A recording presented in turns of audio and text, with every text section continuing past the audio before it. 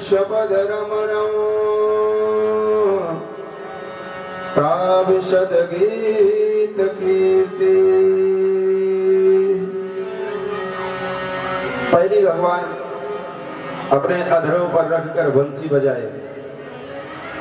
इतना सुंदर भगवान का छवि है।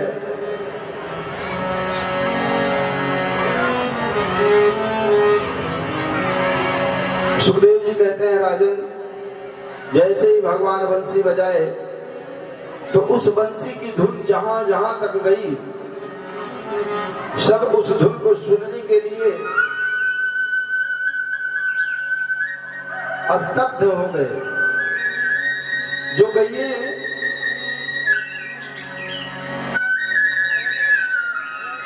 घास चर रही थी, वो चरना बंद कर दी उस बंसी को सुनने के लिए। जो अपने मुख में चारा ले रखी थी, वो चबाना बंद कर दी। कहीं ऐसा ना हो कि ये बंसी की आवाज हम सुन ना पाए। पक्षी जो हमेशा कलरव कर रहे थे, वो एकदम शांत हो गए। यहां तक कि यमुना जी जो कल कल करके बह रही थी, आवाज कर रही थी, वो पाषाणवत हो गई, रुक गई। सारा वातावरण शांत हो गया एकदम उस बंसी के धुन को सुनने के लिए। सुखदेव जी कहते हैं, राजन, पहली बार भगवान ने जब बंसी बजाया तो उस बंसी के धुन को सुनकर सब मोहित होने लगे। बड़ा सुंदर भगवान का दिव्य झांकी है। कुसमित वनराजी शिशोस्मि भृंगाद द्विज कुल घोष्ट सारा सरिन्महीघ्रम मधुपति रवगाहिया चारयान गाहा शाह पशुपाल बल चुको जबेड़ो। जो सुन रहा है वो जो कार्य करता है उस कार्य को रोक देता है, और सुनते ही जा रहे हैं, एकदम पी रहे हैं अपने करों से। आज बंसी को, बंसी के धुन को पी रहे हैं। और भगवान बंसी बजाते समय जो श्रृंगार किए हैं, उस श्रृंगार की तो शोभा ही न्यारी है। वराहा पीडम नटवर वपुः कर्णयोः कर्णकारम। भगवान के सिर पर मोर का पंख लगा हुआ है। मोर के पंख से भगवान शोभायमान हो रहे हैं। हे राजन, आज भगवान मोर के पंख से शोभा पा रहे हैं। और कानों में भगवान के सुंदर सुंदर कुंडल झलक रहे हैं, और उन कुंडलों पर तारों की किरणें जो पड़ रही हैं, वो किरण और सुंदर बना दे रही हैं। राजन, बिभ्रदभासः कनक कपिसं वैजयंती च मालाम्। भगवान के नासिका के आगे एक सुंदर सी मोती लटक रही है, शोभा पा रही है। और भगवान वैजयंती का माला धारण किए हैं, और अपने अधरों पर मुरली को रखकर मुरली बजा रहे हैं। पूरयान गोप विंदै वृंदारण्यम सपदरमणं प्रावृषद गीत कीर्ति। पहली बार वृंदावन में भगवान बंसी बजा रहे हैं। राजन, दर्शन कर लो। गोपियों ने देखा मोहन को बंसी बजाते हुए सारी गोपियां भगवान के उस दिव्य झांकी को देख करके मोहित होने लगी। सुखदेव जी कहते हैं, राजा इस परीक्षित और सबों ने भगवान को अपने मन में बसा लिया।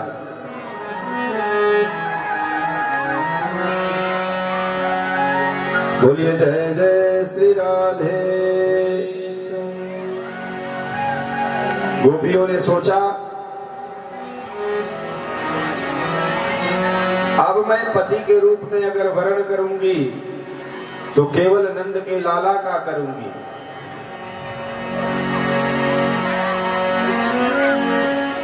तो सारी गोपियां एकत्रित होकर हेमंत के प्रथम मास में हेमंते प्रथमे मासी नंद ब्रज कुमारिका चेरूर हविष्यं भुंजाना कात्यायन्यार्चन व्रतः। हेमंत के प्रथम मास में कात्यायनी देवी का व्रत रखना प्रारंभ कर दिया।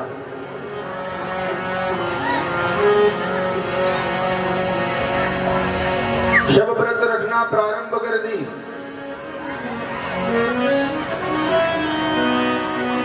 भगवान को ये बात पता नहीं था। गोप आकर बताए, भगवान गजब हो गया। भगवान बोले, क्या हो गया गोपों? गोपों ने कहा, अरे आज तो तुम्हें पाने के लिए सारी गोपियां व्रत करने लगी हैं। बोले, मुझे पाने के लिए? बोले, हाँ।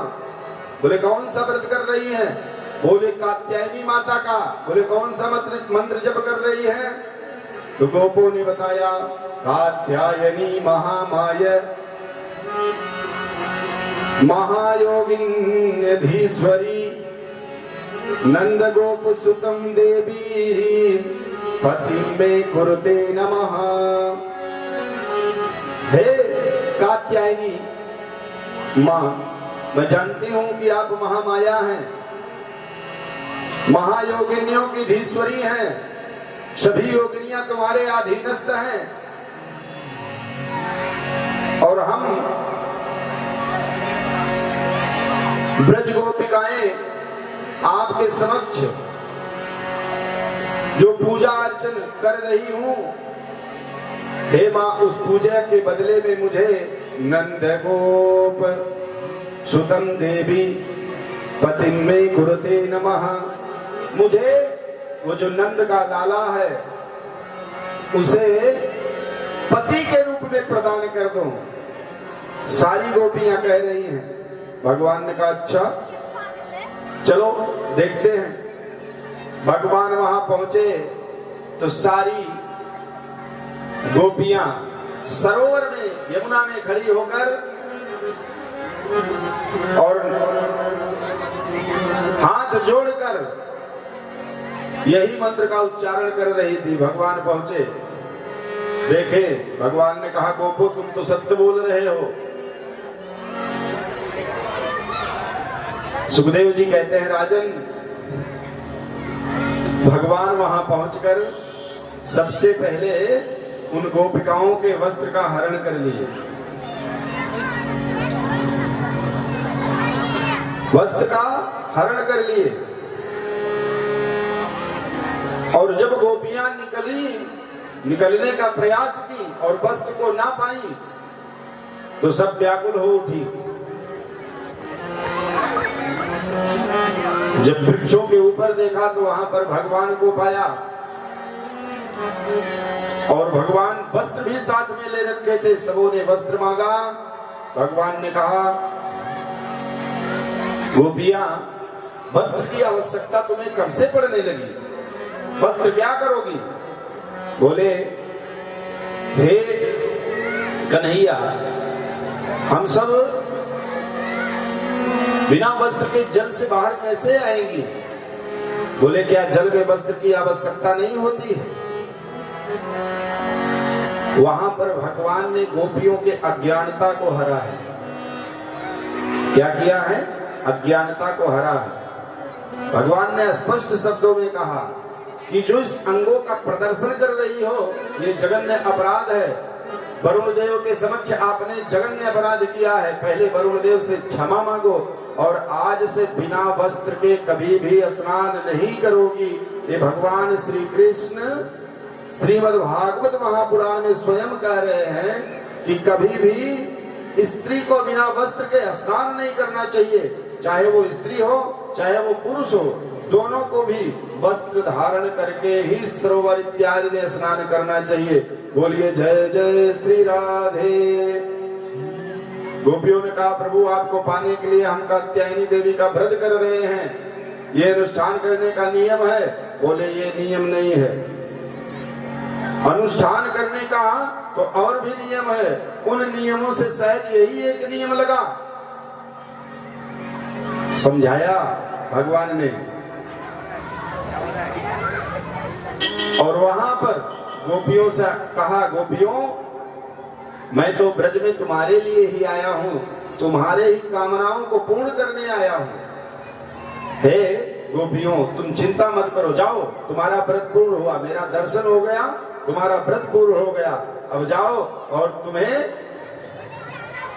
तुम्हारा मनोरथ पूर्ण हो जाएगा, तुम्हें मैं ये वर देता हूं। ऐसा कहकर भगवान गोपियों को भेज दिए।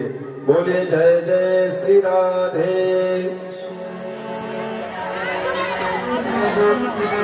सभी गोपियों को भेज दिए भगवान और गोपों के साथ गौ चराने लगे।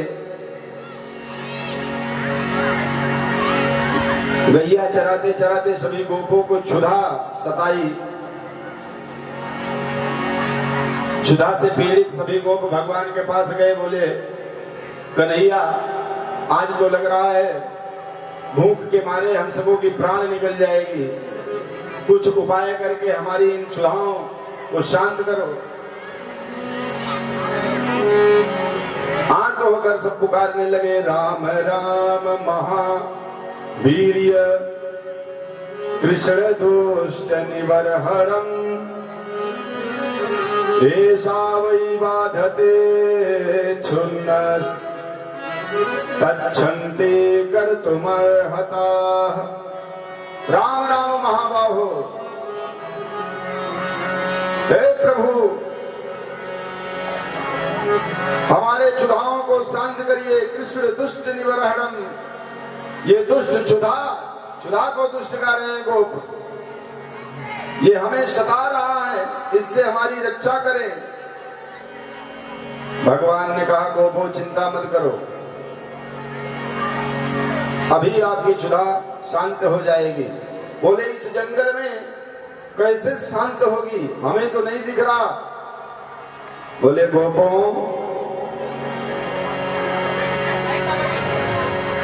देखो कुछ दूर पे धुआं उठ रहा है और वहां पर मुझे लगता है कि ये धुआं यज्ञ का है और वहां पर जाकर भोजन मांग लाओ। सारे गोपों को भेज दिया भगवान ने भोजन लाने के लिए। भगवान की बात मानकर गोप चले गए और वहां पर यज्ञ कर रहे थे ऋषि। सप्त ऋषि बैठकर यज्ञ कर रहे थे। सप्त ऋषियों के पास जाकर गोपों ने मांगा भोजन। सप्त ऋषि स्वाहा करने में लगे थे। वेद मंत्र चल रहा है, गोपों की बात नहीं सुनी। कई बार गोपों ने कहा, प्रयास किया, प्रयास विफल रहा, लौट आए। भगवान बोले क्या हुआ गोपो, भोजन मिला? बोले भोजन तो नहीं मिला, कोई सुना ही नहीं, वो सब यज्ञ करने में लगे हैं। भगवान ने कहा उनके पास किसने कहा जाने को? बोले फिर किसके पास जाए? बोले उनकी पत्नियों के पास जाओ। बोले अब की बार भोजन नहीं मिला तब? बोले उनसे इतना कह देना कि हमें श्री कृष्ण ने भेजा है, तुम्हें भोजन अवश्य मिलेगा। दोबारा गोप गए और जब दोबारा गए तो अब की बार उन ब्राह्मणों के पास, ऋषियों के पास नहीं गए, सीधा भंडार गृह में पहुंच गए। ऋषि पत्नियों को प्रणाम किया। ऋषि पत्नियां देखी, बोली कहो बालक क्या बात है। बोले माते, हम सब भूख से पीड़ित हैं और हमें भगवान श्री कृष्ण ने भेजा है आपके पास भोजन लाने के लिए। वो भी भूखे हैं, आप कुछ भोजन दे दीजिए। और जैसे ही ऋषि पत्नियां सुनी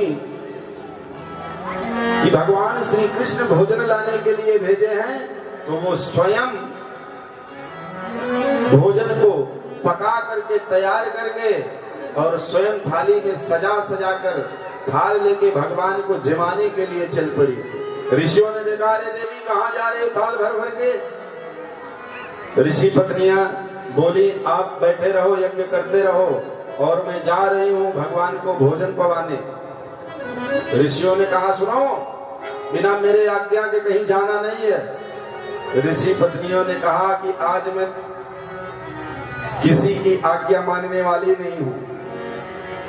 वो भोजन पवाने के लिए भगवान के पास गई। सुखदेव जी कहते हैं, राजन, भगवान को जाकर स्वयं भोजन पवाई।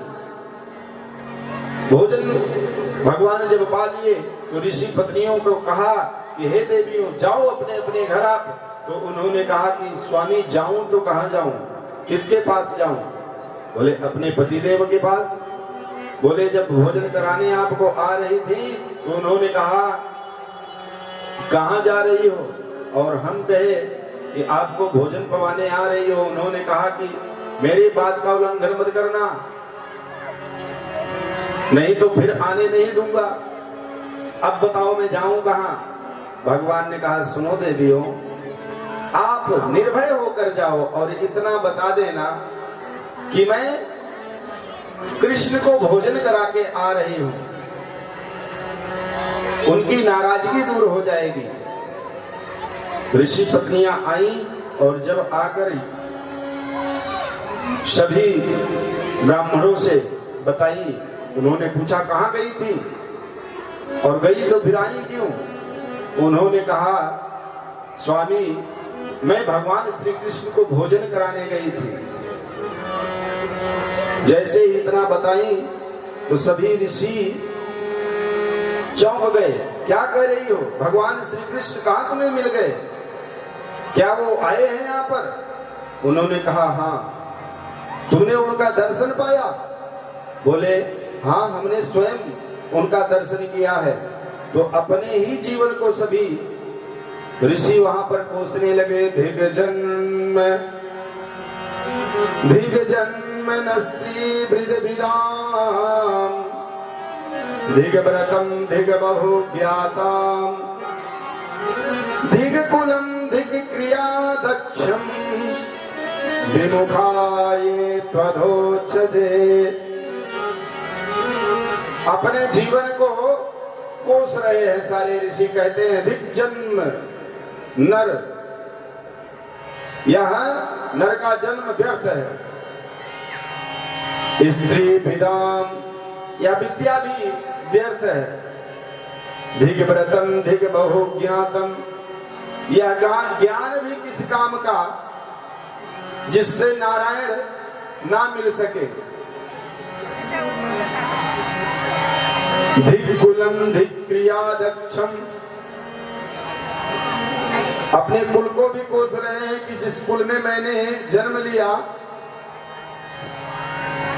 वह कुल भी व्यर्थ है। विमुखाये त्वधोच्छजे,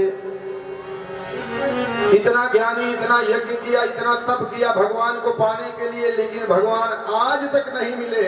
और हे देवियों, तुम्हारा जीवन धन्य है कि तुमने भगवान को केवल अपने प्रेम से पा लिया, भगवान का दर्शन केवल प्रेम से कर लिया। आज ज्ञान पे प्रेम भारी पड़ गया। क्यों? क्योंकि ऋषि पत्नियां भगवान से अगाध प्रेम करती थी और ये मंत्र के भरोसे बैठे थे, गणानां त्वा गणपति हवामहे, कि मुझे तो मिल ही जाएगा। तो भगवान ने भी कहा यहाँ नहीं वहीं मिलेगा। वैकुंठ में आना सीधे। और ये प्रेम करती थी तो इन्हें सुलभता से मृत्यु लोक पे ही दर्शन हो गया। अपने आप को बार बार कोस रहे हैं। सुखदेव जी कहते हैं राजन, ये यज्ञ पत्नियां, ये ऋषियों की पत्नियां सब भगवान के दर्शन पाकर बड़ी आह्लादित हुई और अपने पति के साथ रहने लगी। तो राजा ने कहा, गुरुदेव ये ऋषि पत्नियां कौन हैं? इनके पूर्व जन्म का कथा हमें श्रवण कराएं। तब सुखदेव जी ने कहा, राजन ये साधारण नहीं है, इन्हें साधारण मत समझना।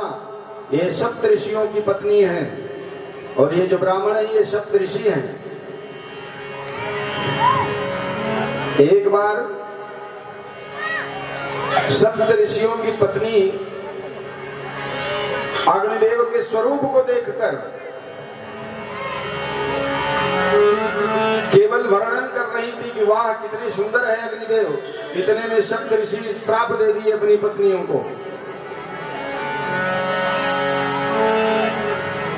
कि तुम दूसरे पर पुरुष का स्वरूप देख करके उसके स्वरूप का वर्णन करती हो। क्या तुम्हारे मन में कोई भावना जागृत है? जाओ मैं श्राप देता हूं तुम्हें। यदि तुम्हारे मन में उसके प्रति भावना जागृत है तो तुम मृत्यु लोक में चली जाओ। जय जय श्री राधे। जब इतना दंड दे दिया और हम आपके बिना रह कैसे सकती हैं, जब सारी बात बताई, अनुनय विनय किया, तब ऋषि ने पुनः उन्हें आशीर्वाद दिया। कहा, जाओ तुम्हें भगवान कृष्ण का दर्शन होगा और फिर तुम्हें मोक्ष प्राप्त हो जाएगा। लेकिन यज्ञ पत्नियों ने कहा, स्वामी मैं अकेले कैसे जाऊं, क्योंकि 7 जन्म तक तो साधारण मानव का ग्रंथि बंधन चलता है और हम तो आपकी पत्नियां हैं, हमारा तो आजीवन है। तो आपके सिवा हम कैसे किसी का वर्ण करेंगी? इसलिए चलना तो आपको भी पड़ेगा। श्राप देके वो भी फंस गए और उन्हें भी आना पड़ा अपनी पत्नियों के साथ। बोलिए जय जय श्री राधे। इन कथाओं को श्रवण कराए। सुखदेव जी कहते हैं, राजा ऋषि परीक्षित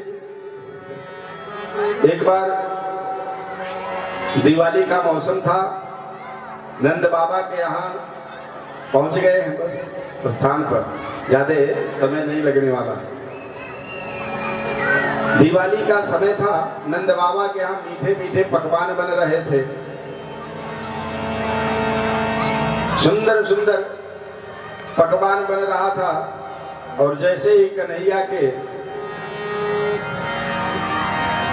मुख में वो सुगंध आया, कन्हैया पहुंच गए।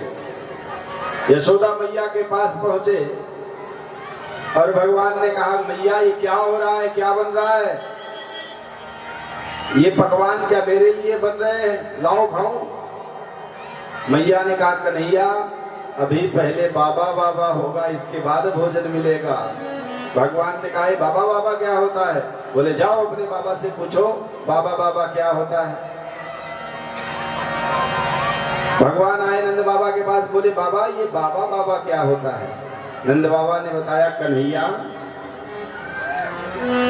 ये बाबा बाबा हम लोग इंद्रदेव की पूजा करते हैं, उसी पूजा को आपकी मैया बता रही है कि पहले पूजा होगा इंद्रदेव का, इसके बाद वही प्रसाद रूप में हम लोग पाएंगे। भगवान ने कहा, इंद्रदेव का पूजा क्यों होगा? बोले इंद्रदेव के द्वारा ही सब कुछ हमें प्राप्त होता है, वर्षा होता है और वर्षा होता है तो घास उगता है, अन्न उगते हैं, और वही घास हमारी गैये चरती हैं, उससे हिष्ट पुष्ट तंदुरुस्त रहती हैं, दूध देती हैं, और जो अन्न उगते हैं उसको हम लोग पाते हैं, उसी से जीवित हैं। भगवान ने कहा, ये किसने कहा कि इंद्रदेव बरसाते हैं? ये किसने कहा कि इंद्रदेव बरसाते हैं? भगवान ने कहा, हम लोग तो यही जानते हैं कि इंद्रदेव बरसाते हैं। बोले, फिर आप लोग नहीं जानते हो, ये इंद्रदेव बरसाते नहीं, ये इंद्रदेव का कार्य है, ये इंद्रदेव का कार्य है। उन्हें तो बरसाना ही बरसाना है, उनकी ड्यूटी है ये। बाबा ने कहा, कन्हैया क्या कह रहे हो? बोले, मैं जो कह रहा हूं वो ठीक कह रहा हूं। इंद्रदेव कब से हो गए? इंद्रदेव के घमंड को चूर कर रहे हैं भगवान आज। कब से इंद्रदेव हो गए? इनकी पूजा नहीं करनी चाहिए। नंद बाबा ने बहुत समझाया कि लाला ये क्या कह रहा है, नरगल बातें कर रहा है। भगवान ने कहा, बाबा ये बताओ कि वर्षा क्या केवल ब्रजमंडल में होती है? बोले, नहीं, पूरे क्षेत्र में होती है, पूरे देश में होती है। बोले, तो क्या पूजा आप लोग चढ़ाते हो तो आप लोग के यहाँ ही वर्षा हो रहा है या पूरे देश में? बोले, पूरे देश में। बोले, पता करके आओ हम पूजा चढ़ रहा है या नहीं चढ़ रहा है। अच्छा ये बताओ, सूर्यदेव रोशनी देते हैं तो क्या आप ही प्रकाशित हो रहे हो या पूरा ब्रह्मांड प्रकाशित हो रहा है? पूरा ब्रह्मांड प्रकाशित हो रहा है। तो बताओ, सूर्यदेव पूरे ब्रह्मांड को प्रकाशित कर रहे हैं।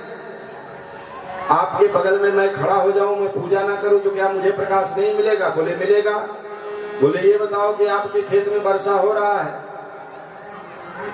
और वही बगल में मेरा खेत है, तो क्या पड़ेगा उसमें बूंद या नहीं पड़ेगा? जल जाएगा या नहीं जाएगा? बोले, जाएगा। बोले, फिर कैसे कह रहे हो कि इंद्रदेव अगर चाहेंगे तो अकाल पड़ जाएगा? कुछ नहीं होने वाला है, इंद्रदेव कुछ नहीं करते। मैं तो जानता हूं कि आपके अधिष्ठाता देवता हैं यहाँ के गोवर्धन भगवान, जिनकी कृपा से हम लोग जी रहे हैं और जिनके ऊपर चढ़ के हमारी गैया दिनों रात चारा चुगती हैं, वही हमारे अधिष्ठाता देव हैं। भगवान ने ऐसी मति ब्रह्म की नंद बाबा का समझा करके, और जो गोपगण थे सबको समझा दिया कि सब लाला की बात मान लिए। बोले, लाला जो कह रहा है वही ठीक है, जो तू कहेगा वही हम करेंगे। बोले, फिर चलो, हम अब की बार इंद्रदेव की पूजा ना करके गोवर्धन जी का पूजा करेंगे। अब की बार हम गोवर्धन जी का पूजा करेंगे। सुखदेव जी कहते हैं, राजा ऋषि परीक्षित, भगवान की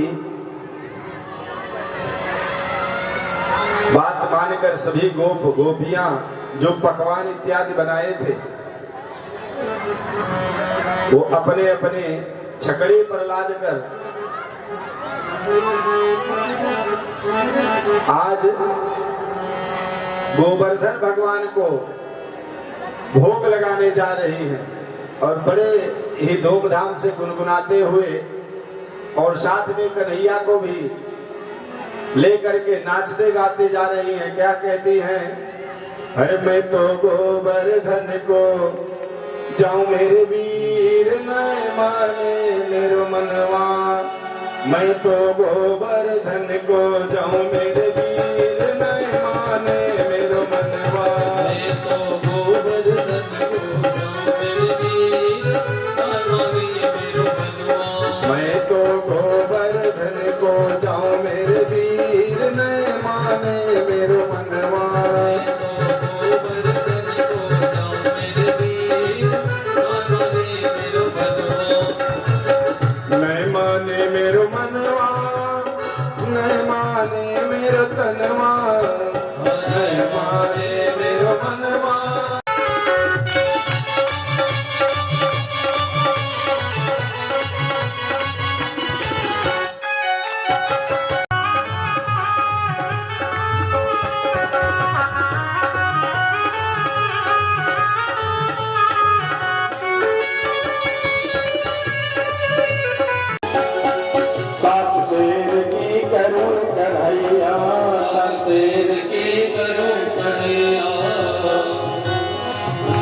सेर की मैं करूं कढ़ैया, सात शेर की करूं कढ़ैया, सात शेर की करूं कढ़ैया, सात शेर की करूं कढ़ैया, सात शेर की करूं कढ़ैया, सात शेर की करूं कढ़ैया, सात शेर की करूं कढ़ैया।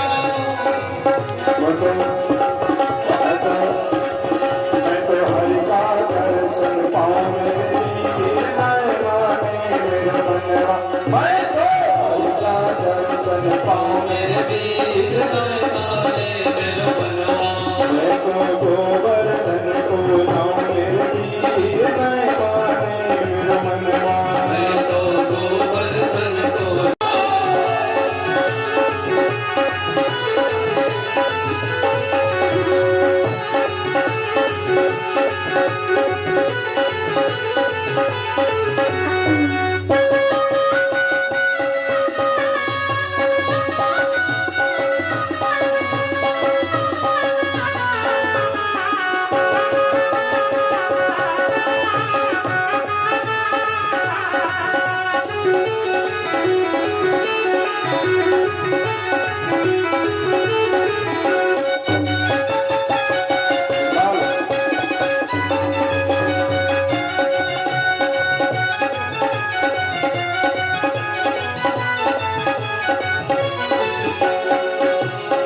जितने भी गोप गोपिकाएं हैं सब भगवान का सुमिरन करते हुए अपने अपने झगड़े बर्बाद करके भोग सामग्री और गोवर्धन जी के पास सबकी सब पहुंच गई। वहां पर सब पहुंची गोवर्धन जी के पास तो सभी कहती है कन्हैया गोवर्धन जी का पूजा कैसे करना ये तो हम नहीं जानती, हम तुम्हें ही बताना है कि हमें गोवर्धन जी का पूजन कैसे करना है। कन्हैया ने कहा गोपुराओं चिंता मत करो, हमारे गोवर्धन महाराज बड़े ही सुलभ हैं और ये आज स्वयं आप सबों के प्रसाद को ग्रहण करेंगे और पूजा को स्वीकार करेंगे। इंद्रदेव आकाश से स्वर्ग से आकर आपके पूजन को कभी ध्यान नहीं किया, लेकिन मेरे आज गोवर्धन भगवान आप सबके भोगों को स्वयं स्वीकार करेंगे। सुखदेव जी कहते हैं राजा इस परीक्षित भगवान अपने ही रूप को ले जाकर वहां पर स्थापित कर दिए और जैसे ही भगवान के गोवर्धन रूप में भगवान बने और गोपिकाओं ने देखा तो मेरे माथे मुकुट विराज रहे, श्री गोवर्धन महाराज महाराज तेरे माथे मुकुट विराज रहे, मेरे माथे मुकुट विराज रहे, तेरे माथे मुकुट विराज रहे, मेरे माथे तेरे माथे मुकुट विराज रहे। सभी गोपिकाएं भगवान का दर्शन कर रही हैं और भगवान सभी गोपिकाओं के भोग सामग्रियों का भोग लगवा रहे हैं। एक ब्राह्मण वहां पर चले जाएं और पूजन प्रारंभ कराएं गोवर्धन जी का। और आज के जजमान श्री राजकुमार ओझा जी जाने धन महाराज महाराज तेरे माथे मुकुट विराज रहो, गोवर्धन महाराज महाराज तेरे माथे मुकुट विराज राधे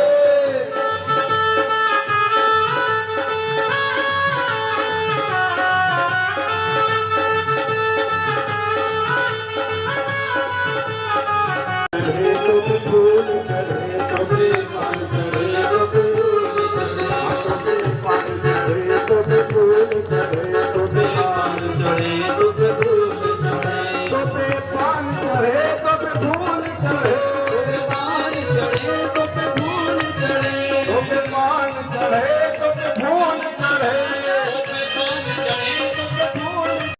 विराज रहे गोवर्धन महाराज महाराज तेरे माथे मुकुट विराज रहो।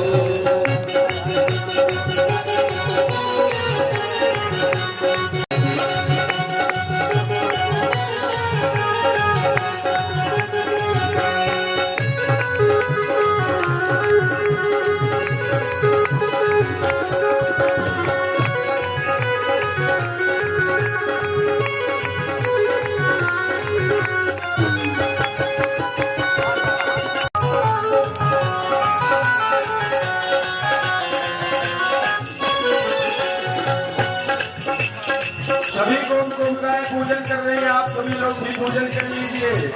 तेरे गले में कंठा सोने की, तेरे गले में कंठा सोने की, तेरे गले में कंठा सोने की, और थोड़ी पे हीरा लाल लाल, तेरे माथे मुकुट विराज रहे। ये गोवर्धन महाराज महाराज, तेरे माथे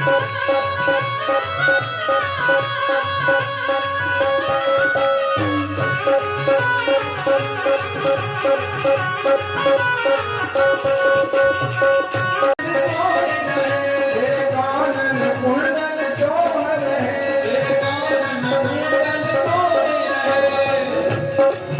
तेरे नैन विशाल विशाल, तेरे माथे मुकुट विराज रहे। गोवर्धन महाराज महाराज, तेरे माथे मुकुट विराज रहे। श्री गोवर्धन महाराज महाराज,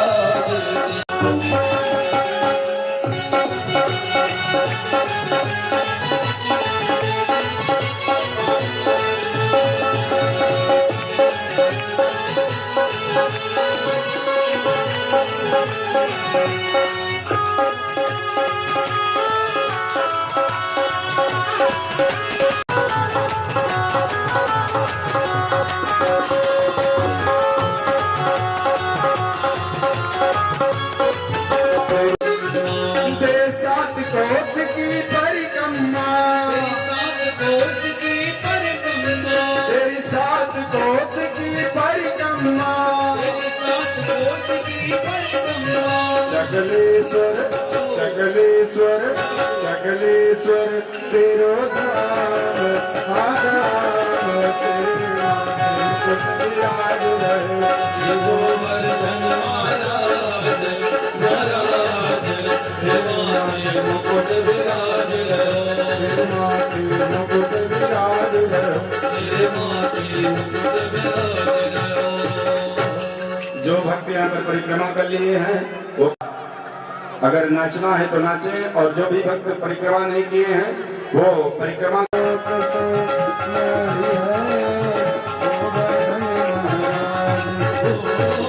गोवर्धन महाराज हमारे प्रभु, गोवर्धन महाराज महाराज हमारे प्रभु गोवर्धन। सदा तेरी दीन लोक के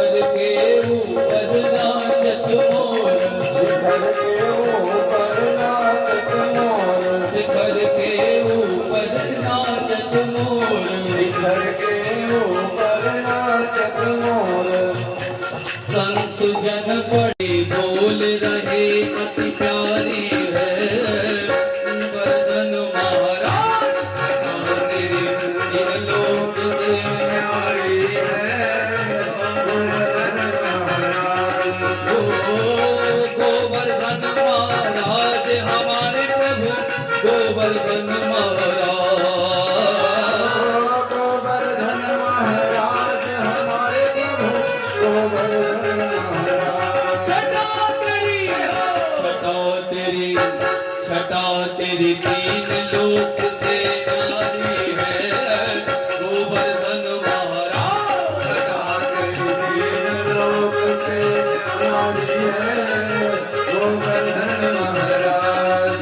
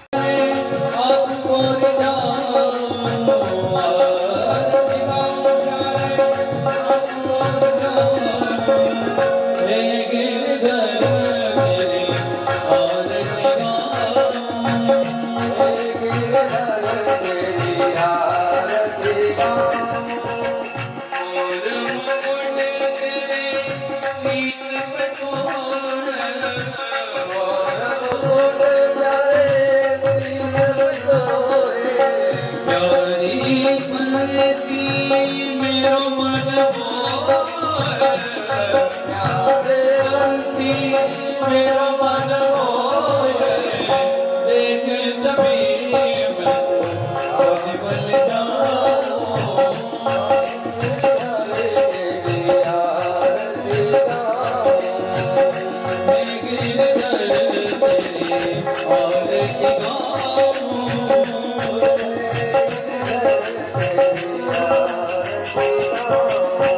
चरणों से निकली गंगा प्यारी,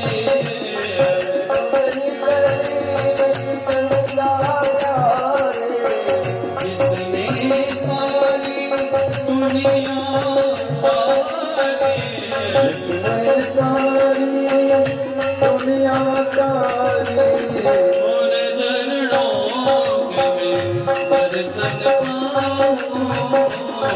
चरणों के दर्शन दर्शन पाऊं। मैं गिरधर तेरे आरती गाऊं। गिरधर तेरी आरती गाऊं। व्यास दास के नाथ आप हो, व्यासदास के नाथ आप हो। सुख दुख जीवन प्यारे साथ आप हो। सुख दुख जीवन प्यारे साथ आप हो।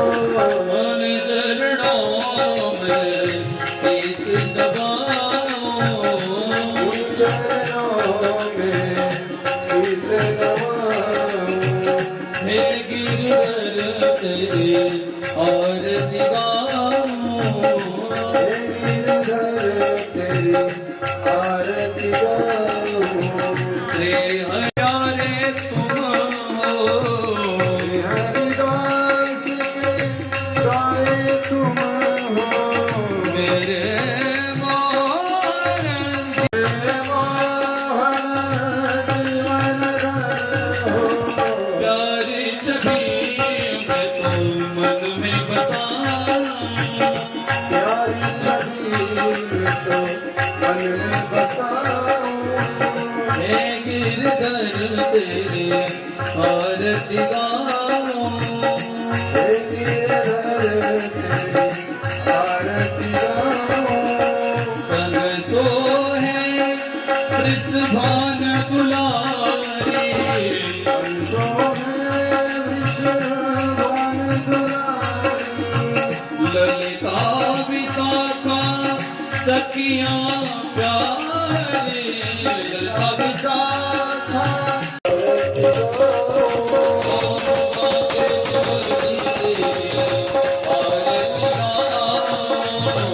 आगे बिहारी तेरी आरती गाऊं।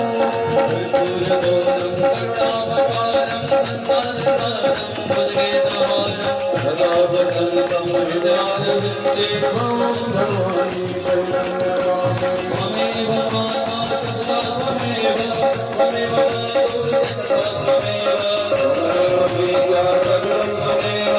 त्वमेव सर्वं मम देव